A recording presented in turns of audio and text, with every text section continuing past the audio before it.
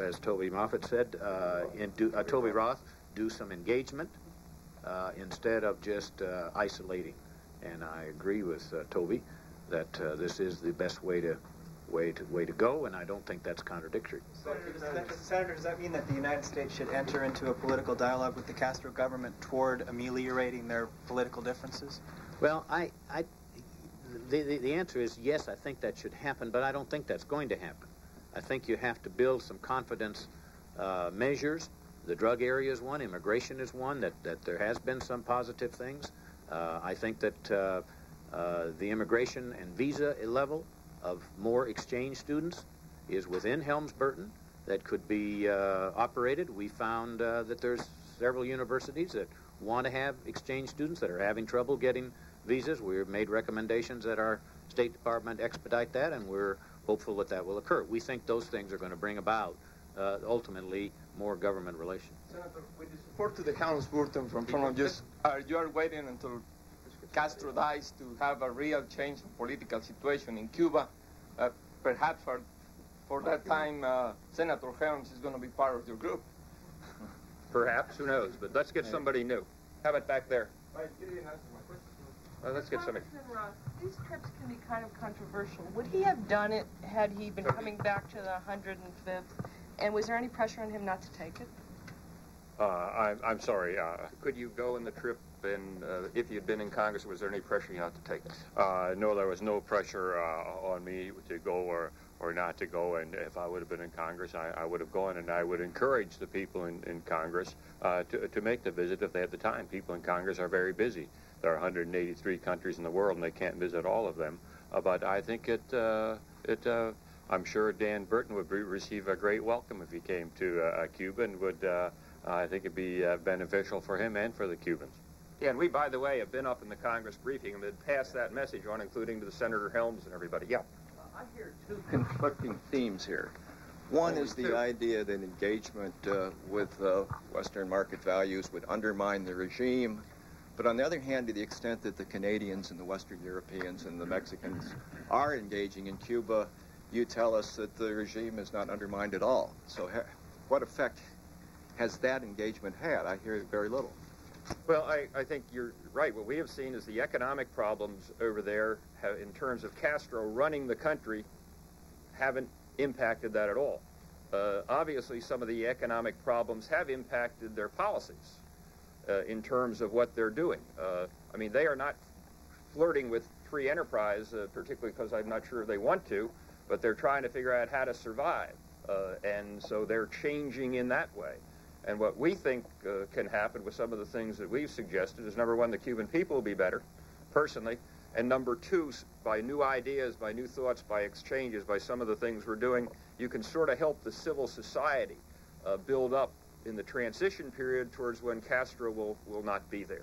And it's a long-term process. I think, if I can just amend slightly what Congressman Frye said, I think that to the degree that they've allowed these small entrepreneurships to open up, tentatively, barbershops, beauty parlors, pet shops, up to restaurants at Patadores, where you can get a pretty darn good meal at a fair price, and those folks make a fairly good living, and they can have 12 patrons at a time. That's all they can have. Imagine trying to micromanage a system like that. But so they've already flirted, you might say, with this idea. It was, I don't think they did it at our behest or anybody else. They just realized that it has to be something done to enable families to make ends meet, and they've had to turn to a little tiny bit of free enterprise to get it started. Now, I want to answer one other thing the gentleman said about when you were in Congress. I went to Congress in 1969. It's getting to be 30 years ago. And the first talk that I gave was on St. Patrick's Day of that year. So I thought we were all looking at the world through Irish eyes. And I asked how the Irish looked at China and Cuba, and discovered that it was quite different than we did. Is that because Ireland was small and weak? Tell them that on St. Patrick's Day. And have a beefsteak for your eye. No, they took that position because they thought it was sensible. And I asked at that time for reconsideration of our policies. A couple of years later, not that anyone was listening to a freshman congressman from Missouri, but there was an opening to China. And I don't think anybody would roll the film back on that one. On the other hand, it does raise a lot of interesting comparisons about what's going on today. Mike, why don't you come on up for the next question? Yeah, go on. Let's see. Yes, ma'am. One of your recommendations, number 5, it has to deal with property issues, the settlement of U.S. property claims. The Cubans have settled the claims with all property claims with all the other countries that they had expropriated property from, and seem willing to settle with the United States. Some of the claimants have, before Helms-Burton, spoken with the Cuban government to see if there was some way of settling their outstanding claims. Helms-Burton, however, does not allow this kind of negotiation. What do you mean about with that recommendation? And how can you do anything with Helms-Burton on the books? We talked about it yesterday, too. Well, maybe you ought to comment. Okay, well, we had a... No, we had a talk. Mike was just got in from South Korea, and we had a talk about it yesterday. We talked about it with the Cuban government. And, of course, their story is that they made an offer long ago. We didn't accept. They settled with everybody else. Of course, we had 5,900 claims. The cost, I think, of that land was about $1.8 billion, and now it's $6, $7, $8 billion. And as we told them, and when we're talking about it, is that they have a chance to show good faith. We asked them, why didn't they do anything about it? They said they had no money. I said they broke, couldn't settle even if they wanted to settle. They're paying off Spain right now, which is the last claim outside the United States that's left. Our suggestion to them is, within their confines, that it would make a lot of sense for their government to try and settle. They're not bound by Helms-Burton here. If they made a good faith offer to settle, it could certainly impact U.S. policy. If I'm sitting in Miami and the Cuban government offers me 50 cents of my property over 10 years, and I'm a Miami congressman, and that I probably would be pretty interested in seeing some modifications to allow that to happen. But, yeah. You urge them to settle, but I mean, some of the claimants don't want 10 cents on the dollar. They just want their property back, and they can't have that under the embargo or Helms-Burton. I think our recommendation is urging that the Cubans make the overture here, because our law does prohibit us to make that overture. And if the Cubans make that overture, we may be dead wrong.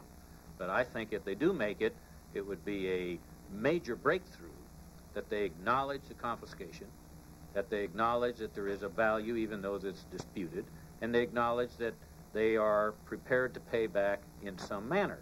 And we hope that our recommendations would be as much for the Cubans, which we underscored with them, that they need to get this up on the table, not in the defensive measure that they said, well, the pigs and the invasions and all the interest and all the harm you've caused us economically through the embargo and what have you, now, you know, it's offset, you owe us. We told them that's not going to work, and it hasn't worked. But what about some of the claimants who don't want 10 cents on the dollar? Well, they want their property. Nobody has to take anything, and nobody can force them to take anything. The point is, now there's not anything to even consider.